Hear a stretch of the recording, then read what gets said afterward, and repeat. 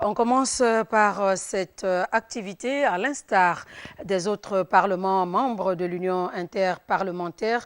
Le Palais Léon-Mba, siège de l'Assemblée nationale, abrite demain, lundi 15 septembre 2014, la journée internationale de la démocratie. Pour cette année, le thème choisi est mobiliser les jeunes autour de la démocratie. Enjeux et perspectives de cette journée au Palais Léon-Mba. Un avant-papier signé Henri Nestor Ndjavi.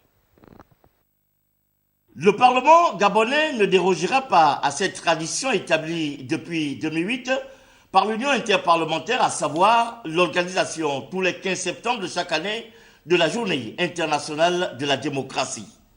Une journée qui, selon l'UIP, est une occasion opportune pour les parlements du monde entier d'échanger avec les citoyens et particulièrement avec les jeunes au sujet du Parlement et la démocratie, tel rappelé ici en 2013 par le 5e vice-président de l'Assemblée nationale. L'Union parlementaire, considérée par tous aujourd'hui comme le Parlement des parlements du monde, encourage chacun de ses membres à célébrer cette journée.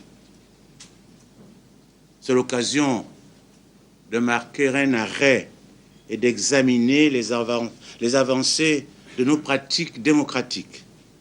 De mon point de vue, cette journée nous invite surtout, nous parlementaires, à prendre de plus en plus conscience de l'importance de notre rôle de représentants du peuple. Elle nous incite aussi et surtout à développer de plus en plus la participation du peuple à tous les débats. La thématique retenue cette année, mobiliser les jeunes autour de la démocratie, présente un intérêt pour les pays du monde entier, et ce n'est pas faux de le dire, ce d'autant plus que l'avenir de la démocratie se repose véritablement entre les mains de la jeunesse.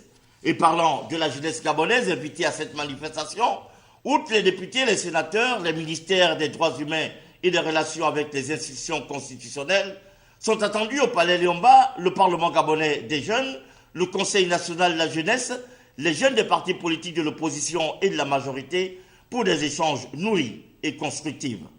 C'est la salle Paul Idjedjengonjo du Palais Léon-Mba qui, une fois de plus, sert de cadre aux différentes manifestations dont le point culminant sera incontestablement la conférence débat animée par Georges Moussabou, sociologue, enseignant-chercheur à l'Université Omar Bongo de Libreville. Est-il besoin de rappeler ici que le but ultime de la démocratie est de préserver et de promouvoir la dignité et les droits fondamentaux de l'individu, de réaliser la justice sociale, de favoriser le développement économique et social de la communauté, mieux de renforcer la cohésion de la société et de créer un environnement propice à la paix internationale? Bien sûr que non.